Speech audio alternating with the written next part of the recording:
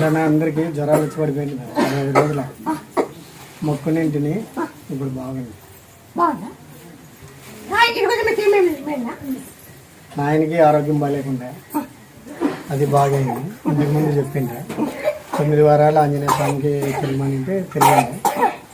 మా అమ్మకి కిడ్నీలో రాళ్ళు ఉండే, ఆపరేషన్ చేయాల్సిన టైంలో ఇక్కడ వచ్చి మొక్కం పోయింది.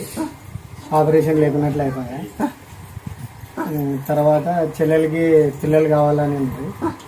నాకు కొడుకు అనుకుని కొడుక, చెల్లెలకి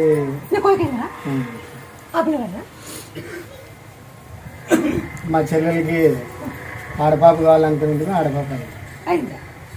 ఇల్లు నిదానం కట్టిస్తావంటే ఇల్లు స్లాబ్ అయిపోయా. ఇప్పుడు 3 నెలలు ఆగింది. ఇంకా జ్వరాలు ఒకరి మీద ఒకరు పడిపోతుంటే అవుటింగ్ ఇచ్చిపోదామని